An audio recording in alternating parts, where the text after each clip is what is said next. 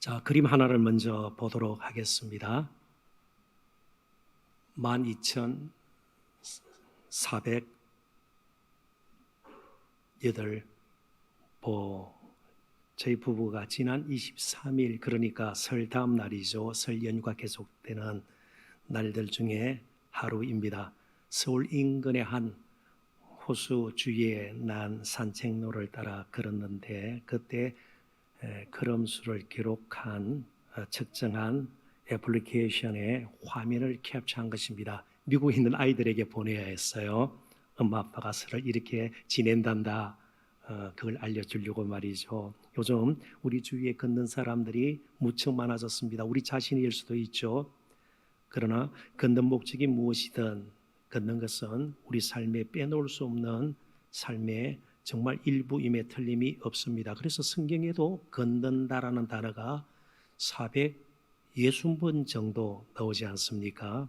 그런데 이 걷는다는 말은 단순히 육신의 발로 걷는 행위를 의미할 뿐만 아니고 인생의 길을 가는 것까지, 성경은 오히려 후자 쪽에 더 무게 중심을 두는 것 같습니다. 인생의 길을 걸어감에 있어 바로 우리의 걸음, 그 걸음에는 삶의 태도와 방식, 방향 등등이 다 포함이 되어 있지 않겠습니까? 자, 그렇다면 우리 인생을 걸어가는 저와 여러분의 걸음을 궁극적으로 주관하시는 분은 도대체 누구일까요? 성경이 가르치면 분명합니다. 대표적인 정말 클래식한 고전적인 말씀이 잠언 16장 9절 아니겠습니까? 한번 들어보십시오. 사람이 마음으로 자기의 길을 계획할지라도 그의 걸음을 인도하시는 이는 여호와시니라. 가장 지혜롭고 참 사람이 누릴 수 있는 부귀영화를 누구보다도 많이 누렸던 솔로몬의 입에서 결국 인생의 걸음을 인도하시는 이는 하나님이시다. 이걸 알고 사는 인생과 그렇지 못한 인생에는 큰 차이가 있는 것이죠. 그래서 오늘 본문을 통해서 주께서 내 길 인도하시네, 나의 걸음을 인도하시는, 지금까지 걸으셨던 인생의 길을 그분이 주관하셨고 지금도 함께 하시고 앞으로 나아가는 인생의 길, 우리 가정, 우리 교회에 가는 길도 분명히 이끄실 그분을 함께 바라보는 시간이 되었으면 좋겠습니다. 본문은 하나님께서 출애굽한 애굽을 떠난 이스라엘 백성들을 광야에서 어떻게 가나안까지 인도하셨는지를 미리 보여주는 어떤 서론적인 말씀이기도 합니다. 소위 광야 여정의 밑그림을 우리에게 그려주고 있다, 그런 뜻이죠. 실제로 애굽 밖으로 나온 이스라엘 백성들 한 번도 광야를 나가본 적이 없습니다. 물론 하나님께서 약속하신 땅 가나안도 가본 적이 없죠. 그러므로 그들은 전적으로 하나님만을 의지하고 또 하나님께서 인도하시는 대로 광야길을 가야만 했습니다. 우리 인생도 어떤 의미에서 이스라엘 백성들의 광야 여정과 같다고 볼 수가 있습니다. 때로는 우리는 전혀 경험한 적이 없는 일을 겪기도 합니다. 가본 적이 없는 곳을 가기도 하고요. 새로운 또 길을 걸어가야 할 때도 있습니다. 실제로 우리 앞에 무슨 일이 일어날지 우리는 알지를 못합니다. 그래서 하나님께서 우리를 인도하신다는 이 확신마저 없다면 우리는 방황하게 될 것입니다. 쉽게 낙심하고 좌절하게 될 것입니다. 그래서 주께서 내길 인도하시네, 이 확신, 이 노래가 어느 때보다도 필요합니다. 그래서 주께서 내길 인도하시네, 이 확신 더 우리에게 견고해지고 노래가 더 우렁차려면 어떻게 하면 좋을까? 몇 가지 작은 주제를 가지고 구체적으로 살펴보기를 원합니다. 첫 번째는 믿음으로 하나님의 인도하심을 받아야 합니다. 우리가 사는 동안 광야 여정과 같아 그러지 않았어요? 광야 같은 세상, 참 때로는 메마르고 냉혹하고요. 모든 것이 거칠어서 있는 이 세상 가운데 먼저 할 일은 그 광야 같은 세상만 바라보는 것이 아니고 하나님을 꾸준히 바라보아야 된다는 거예요. 하나님을 바라보는, 그래서 하나님께서 우리를 인도하신다면 하나님을 놓치지 않고 하나님을 바라보고 믿음으로 가야 하는 길이 바로 광야 여정이라는 것이에요. 17절 18절을 봅니다. 바로가 백성을 보낸 후에 블레셋 사람의 땅의 길은 가까울지라도 하나님이 그들을 그 길로 인도하지 아니하셨으니 이는 하나님이 말씀하시기를 이 백성이 전쟁을 하게 되면 마음을 돌이켜 애굽으로 돌아갈까 하셨습니다. 그러므로 하나님이 홍해의 광야길로 돌려 백성을 인도하심에 이스라엘 자손이 애굽 땅에서 대열을 지어 나올 때에, 당시 사람들은 애굽에서 가나안 쪽으로 가려면 지중해 연안을 따라 난 길을 이용을 했습니다. 그러니까 애굽에서 동쪽으로 해안을 따라 가는 것이죠. 바벨론으로까지 길게 이어지는 왕의 대로 혹은 바다의 길로 불리는 주로 대상들이 물건을 싣고 동서를 오고 가는 그런 무역상들이 이용하는 길이었습니다. 그러나 하나님은 가장 빨리 가나안에 이를 수 있는 그 길로 이스라엘 백성들을 인도하지 않으시고 대신 동쪽으로 가지 아니하시고 동남쪽으로 방향을 틀어서 홍해를 지나 광야로 들어서게 하십니다. 굉장히 불편하고 어려운 길로 하나님께서 인도를 하신 것입니다. 200만이 넘는 이스라엘 백성들이 만약 왕의 대로 바다의 길로 가게 되면 블레셋 사람들과 부딪힐 수밖에 없죠. 다섯 국가로 이루어졌던 블레셋은 만만한 나라가 아닙니다. 가다 우리가 블레셋 그러면 땅은 잘 몰라도 골리앗이 바로 그곳 출신이에요. 그러니까 이 블레셋은 만만치가 않습니다. 반면에 이스라엘 백성들은 벽돌을 주로 굽던 종살이 하던 사람들이었습니다. 그들은 훈련된 군사들이 아닙니다. 그래서 전쟁이 일어나게 되면 여지없이 그들은 애굽으로 돌아갈 수 있었음을 하나님께서는 아셨습니다. 하나님께서는 그들의 형편을 아셨습니다. 하나님께서 길을 인도하실 때에 무작정 함부로 우리를 그렇게 인도하시지 않는다는 겁니다. 가장 우리의 형편에 적절하게 맞게, 그래도 안 되면 피할 길을 주시기도 하시잖아요. 감당할 만한 시험, 그것도 하나님께서 우리에게 허락하실 때에 감당치 못하게 되면 피할 길도 주십니다. 하나님은 우리의 형편을 깡그리 무시하고 무작정 우리를 인도하시는 분이 아니십니다. 다만 문제는요, 이스라엘 백성들에게 있었습니다. 광야에서 보여준 이스라엘 백성들의 모습을 보면 우리가 알 수 있는 것이요, 광야에서 가장 그들에게 무서운 적은, 무서운 도전은 딴 데 있지 않았습니다. 왜요? 양식도 하나님께서 내려주시는 것이에요. 앞으로 우리가 여러 군데서 또 말씀을 살펴볼 기회가 있겠습니다만은 목마를 때에 하나님께서 반석에서 샘물나게 하셔서 그들의 목을 죽여주셨고요, 문제는요, 그들의 마음속에 있는 애굽이었습니다. 애굽이 문제였어요. 언제든지 애굽으로 돌아갈 수 있는 가능성이 이스라엘 백성들에게 있었다는 것을 하나님께서는 이미 알고 계셨습니다. 몸은 애굽을 떠났지만 그들의 마음은 여전히 애굽에 남아 있었던 것이죠. 그래서 민수기 14장 3절 4절을 보면 우리가 놀랄 정도로 그들이 애굽을 향해서 마음이 이미 기울어져 있는 상태에서 광야 여정을 시작했다는 것을 볼 수가 있습니다. 어찌하여 여호와가 우리를 그 땅으로 인도하여 칼에 쓰러지게 하려 하는가? 전쟁하기 싫다는 거예요. 우리 처자가 사로잡히리니 애굽으로 돌아가는 것이 낫지 아니하랴. 이에 서로 말하되 우리가 한 주의관을 세우고 애굽으로 돌아가자 하매, 지금까지 광야 여정에는 모세가 우리를 인도했다면 이제 모세는 사역을 끝내고 애굽으로 돌아가는 일에 한 지휘관을 다시 세워서 애굽으로 돌아가자, 바로 이러한 이스라엘 백성들이 말을 했던 곳이 어딘가 하면 이제 가나안이 멀지 않은 곳입니다. 광야 생활을 거의 접하는 가데스 바네아라는 곳입니다. 그래서 정탐꾼을 보내었던 곳이에요. 이제 가나안에 들어가려고 말이죠. 지금 이 말씀이요. 그런데 12정탐꾼 가운데 10명의 정탐꾼이 들어가서 우리가 싸울 상대는 만만치가 않고 우리는 거기에 비하면은 메뚜기 같은 존재다. 그랬더니 백성들의 마음이 다시 흔들리기 시작하면서 그들의 결론이 무엇입니까? 애굽으로 돌아가자. 애굽으로 돌아가자. 여전히 애굽은 돌아갈 만한 곳이었습니다. 가나안 족속들과 싸워 죽노니 애굽으로 돌아가 종살이해도 괜찮다는 말입니다. 다소 자유가 없더라도 먹고 사는데 문제가 없으니 애굽으로 돌아가자는 말 아닙니까? 이게 오늘 우리들의 신앙 갈등이에요. 애굽이냐 가나안을 향해서 끝까지 믿음으로 나아가느냐. 그런데 조그만 문제가 생기면 우리는 애굽으로 마음도 우리의 삶의 방향도 틀어버리는 경향이 있다는 것 우리 스스로 인정할 수 있어야 합니다. 그러나 꼭 기억할 것은요, 하나님께서 인도하시는 길은 우리가 판단하는 것보다 훨씬 더 정확하게 우리의 형편을 헤아리시고 그 형편에 맞게 내어주시는 길입니다.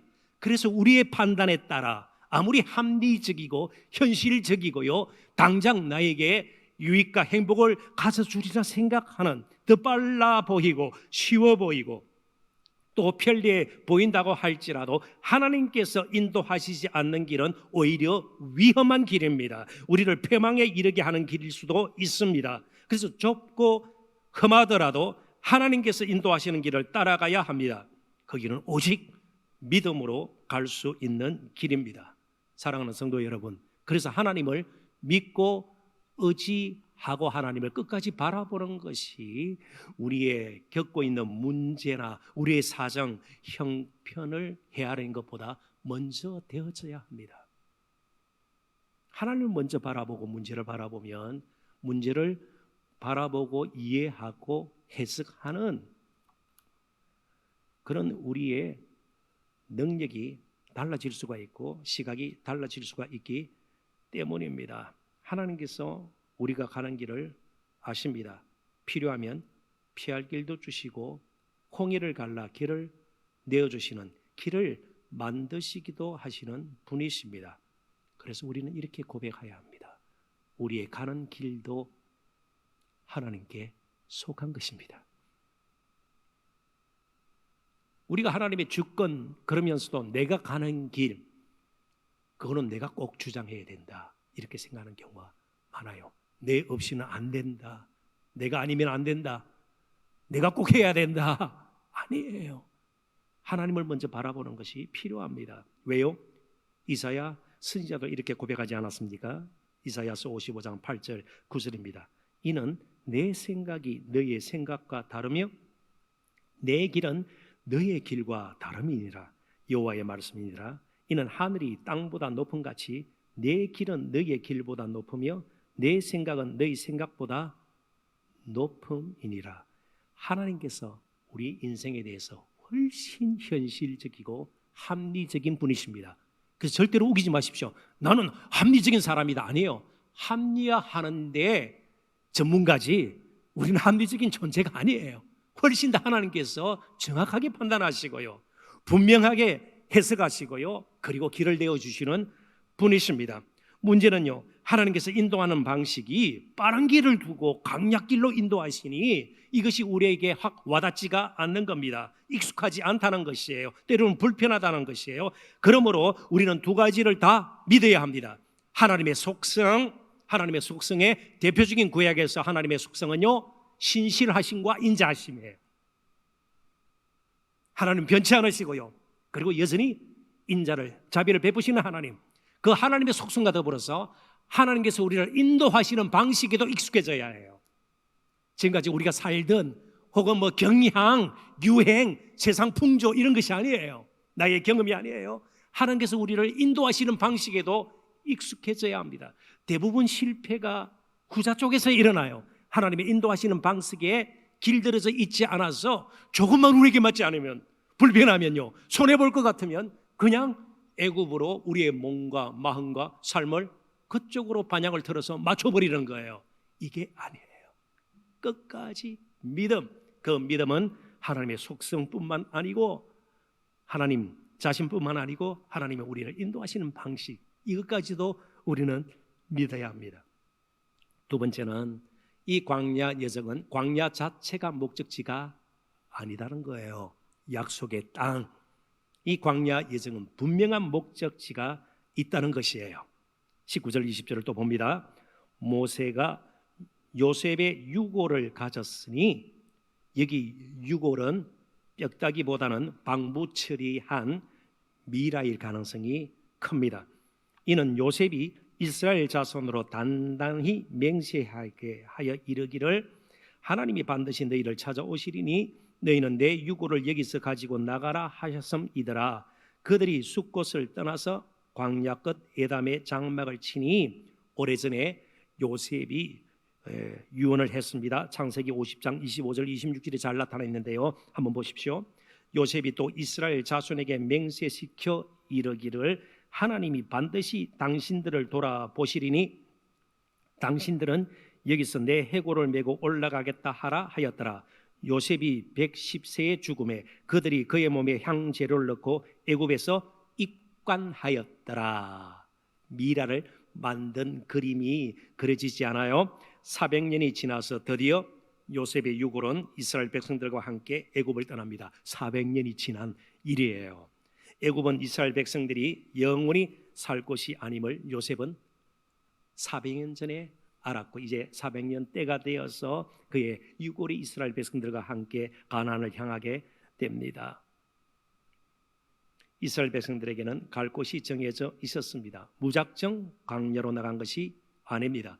광야 자체가 목적지가 아니었습니다. 비록 광야길을 따라 그들이 행진하지만 가는 방향만큼은 분명했습니다. 목적지가 뚜렷한 여정이었습니다. 요셉의 이야기를 조금만 더 해보죠. 히브리서 11장 22절을 볼 텐데요, 히브리서 11장은 이름이 밝혀진 16명과 이름이 밝혀지지 않은 숱한 믿음의 선진들의 이야기로 가득 차 있습니다.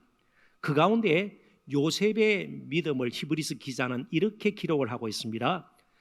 믿음으로 요셉은 임종시에 이스라엘 자손들이 떠날 것을 말하고 또 자기 뼈를 위하여 명하였으며, 요셉의 믿음에 관해서 히브리서 기자는 단 한 절만 할애하고 있습니다. 그렇다면 요셉의 믿음을 이야기할 때에 훨씬 더 사람들에게 기억될 만한 내용들이 있지 않을까요? 믿음으로 요셉은 굳게 참고 하나님의 꿈을 이룰 때까지 하나님을 바라보며 애굽의 총리가 되었더라. 너무나도 멋지지 않아요? 그죠? 우리가 믿음 이야기하면 좀 그래도 괜찮은 믿음, 멋진 믿음 있잖아요. 애굽의 총리가 되고요, 끝까지 자신의 순결을 지키면서 정말 하나님의 뜻을 이루기 위해서 홀로 외로이 여러 가지 모양으로 요셉의 믿음을 아름답게 기록할 수가 있는데요, 겨우 한 이야기가 뭐예요? 뼈 이야기예요. 뼈 이야기. 믿음으로 뼈를 가져가라. 뼈를 위하여 명하였으며, 다른 면에서 기술하지 않고 한 구절밖에 안 되는 그의 믿음을 묘사할 때 자신의 뼈에 관한 이야기를 합니다. 이 뼈 이야기는 무엇을 말해줘요? 애굽은 자신이 총리로 있던, 어떤 면에서는 인간적으로 세상적으로 부귀영화를 누릴 수 있는 엄청난 자리고요, 그렇죠? 편한 자리죠. 이스라엘 백성들이 그 애굽에 영원히 거할 것이 아니라 떠나야 할 땅이고 하나님께서 약속하신 가나안이 그들이 거할 땅이다. 뼈 이야기는 이렇게 우리에게 가르쳐주고 있습니다. 그렇습니다. 우리가 이 땅에 사는 동안 이 땅의 것 다 가지고 갈 것도 아니고요, 이 땅은 그냥 광야처럼 지나가는 곳이에요. 영원한 안식이 이 땅에 없어요. 영원한 평강이 이 땅에 없어요. 영원한 영광이 이 땅에는 없어요. 우리는 어차피 이 땅을 거쳐가는 나그네 인생이에요. 광야 여정 중에 있는 저와 여러분이에요. 우리의 영원한 소망은 영원한 하늘에 있는 겁니다. 저 영원한 천국에 있는 겁니다. 저 영원한 하늘의 가나안인 것입니다. 한국유품정리관리협회라는 단체가 있는데요, 이 단체의 통계에 따르면 현재 영업 중인 유품정리업체만 전국적으로 40여 곳에 이른다고 합니다. 일본은 1000곳이 넘는다고 그래요. 이 뭐 하는 곳입니까? 유품정리업체요. 유품은 죽은 사람들, 때로는 무용고자일 수도 있고요, 뭐 고독사한 사람일 수도 있고요, 혹은 또 오랫동안 떨어져 있던 그런 먼 친척일 수도 있고요. 고인의 유품을 처분하거나 그 유품을 유족에게 인계하고 또 고인이 머물던 장소를 청소하는 일을 주로 하는 것이 유품 정리 업체의 주된 일입니다. 그런데 참 놀라운 것은요, 유품 정리 과정에서 한 번도 사용하지도 못한 물건들, 괜찮은 물건들, 때로는 값비싼 물건들이 꼭 있다고 그래요. 최소한 한두 가지라도 다 있다고 그래요. 아무리 이분 참 가난하게 살다 가셨구나 할 정도의 고인의 집에서 유품을 정리하는데, 그러니까 뭐 했다는 말이에요? 아꼈다는 거예요. 쓰지 않고 아꼈다는 거예요. 그런데 우리나라 말에도 아껴봤자 뭐 된다? 그만하죠. 한번 생각해 보십시오. 아낀다고 그것이 그 가치만큼 가치를 지니고 있다가 우리가 가져갈 것이냐 말이죠. 아니죠. 아끼고 움켜쥐는 것보다 제대로 쓰는 것이 우리에게는 더 귀한 일이에요. 가져갈 거 아무것도 없어요. 아낀다고 그게 아껴지고 내 것이 되나요? 아니에요. 그러므로 우리의 시간, 물질, 아끼는 물건까지 우리는 잘 사용해야 합니다. 이런 것 사용하지 못하는, 누리지 못하는, 접하지 못한 사람들에게 기꺼이 내놓을 수 있는, 그게 빛과 소금으로 사는 거죠. 어차피 우리는 이 땅에서 영원히 살 사람들이 아닙니다. 천국 소망을 품고 사는 것이죠. 그리고 그 소망이야말로 광야 여정 가운데서 온갖 종류의 역경을 이기고 오히려 감사와 찬양으로 우리의 삶을 이어갈 수 있게 만드는 원동력이 되는 것입니다. 팀 켈러 목사님의 말씀을 인용하고 이번 주제를 마무리 짓겠습니다. 당신이 장차 이르게 될 곳이 어디인지 알고 간다면, 우리가 천국 소망을 품고 실제로 살아가고 있다면 지금 겪고 있는 어려움이나 고난이 무가치하다는 생각은 절대로 하지 못할 것입니다. 하나님께서 나를 사랑하셔서 나의 형편에 맞게 천국에 들어갈 때까지 나를 다듬어서 정말 아름답게 하나님 앞에 설 수 있도록 나를 이끌고 계시구나, 오히려 감사하게 되고 찬양하게 되지 않겠습니까? 그래서 이제 마지막 세 번째 주제입니다. 임재의 복, 하나님 함께 하시는 복. 그래서 저는 여러분들에게 이렇게 선포할 수 있습니다. 이 세상에서 가장 행복한 사람들은 예수 믿는 저와 여러분이에요. 정말 믿으세요? 가장 행복한 사람이에요. 그런데 그 사실을 잊어버리기 때문에 다른 데서 행복을 찾으려고 하니까 찾아지지는 않고 갈등만 심화가 되고 낙심이 되고요, 정말 힘들게 광야 여정 생활을 하게 되는 것입니다. 21절 22절을 보겠습니다. 여호와께서 그들 앞에서 가시며 낮에는 구름 기둥으로 그들의 길을 인도하시고 밤에는 불 기둥을 그들에게 비추사 낮이나 밤이나 진행하게 하시니 낮에는 구름 기둥 밤에는 구름 기둥이 백성 앞에서 떠나지 아니하니라. 불 기둥 구름 기둥을 기상학적으로 우리 설명할 수가 없어요. 단 한 가지 분명한 것은 광야에서 그 많은 이스라엘 백성들이 다 경험할 수 있도록, 볼 수 있도록 인도하시기 위해서 하나님께서는 구름 기둥과 불 기둥을 사용하셨습니다. 가장 효율적인 것이죠. 누구나 볼 수 있도록, 누구나 경험할 수 있도록, 체험할 수 있도록 말이죠. 아무튼 하나님께서는 이스라엘 백성들을 버리지도 아니하셨고 떠나지도 아니하셨고 늘 함께 하셨습니다. 그것도 가장 가까이에서 말이죠. 그래서 그들은 광야 어디에 이르렀든 두려워하거나 어려워할 필요가 전혀 없었습니다. 하나님의 임재 함께 하심보다 더 큰 복이 없음을 그들은 분명히 깨달아야만 했던 것입니다.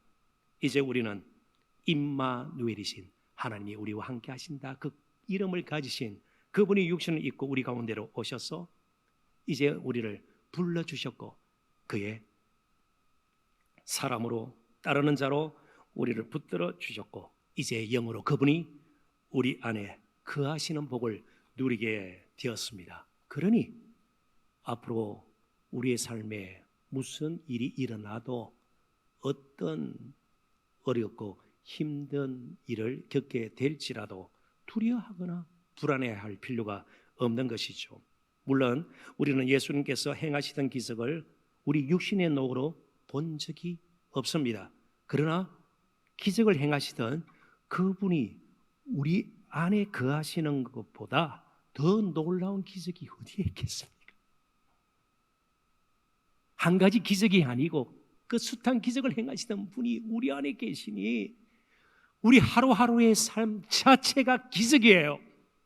우리는 기적의 삶을 실제로 살고 있는가요? 더욱 놀라운 것은 우리가 도대체 무엇이간데 우리가 누구이길래 그분은 우리를 영원한 거처로 삼으시고 우리 가운데로 오셨는가 말이죠. 오직 은혜예요. 오직 은혜예요.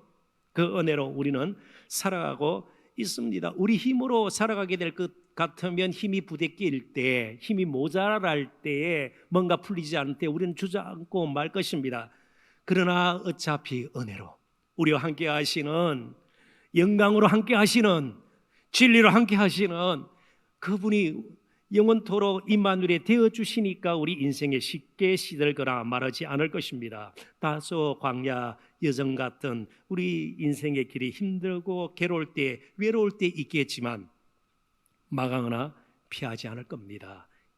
이미 승리는 우리에게 주어졌습니다. 그래서 우리의 할 일은요, 계속해서 감사와 찬양으로 이어지는 삶을 사는 것입니다. 자기의 목숨까지 내어주신 그 선한 목자께서 우리를, 저와 여러분을요, 가정을, 그리고 우리 동산교회를 친히 인도하실 것입니다. 그분이 우리를 인도하실 것입니다. 그분이 우리 교회의 머리이십니다. 인재의 복을 누리지 못하는 것이 우리에게 불행이요 고통입니다. 참 부르심을 받고 난 뒤 어렵고 힘든 이방인의 사도의 길을 걸었던 바울을 한번 생각해 보십시다. 이제 그의 모든 사역을 내려놓고 순교의 날을 기다리고 있는 로마 감옥에 있던 사도 바울이 그가 남겨놓은 기록된 말씀, 인사 말씀 전에 마지막 그의 삶을 실은 고백이 무엇인가 우리는 들을 필요가 있습니다. 주께서 한 번도 자신을 떠난 적이 없음을 그는 늘 경험했고, 그리고 그 경험 가운데 마지막 고백을 이렇게 남기고 있습니다. 디모데후서 4장 17절 18절의 말씀입니다. 주께서 내 곁에 서서 나에게 힘을 주시면 나로 말미암아 선포된 말씀이 온전히 전파되어 모든 이방인이 듣게 하려 하심이니 내가 사자의 입에서 건짐을 받았느니라. 주께서 나를 모든 악한 일에서 건져내시고 또 그의 천국에 들어가도록 구원하시리니 그에게 영광이 세세 무궁토록 있을지어다. 아멘. 기도하겠습니다.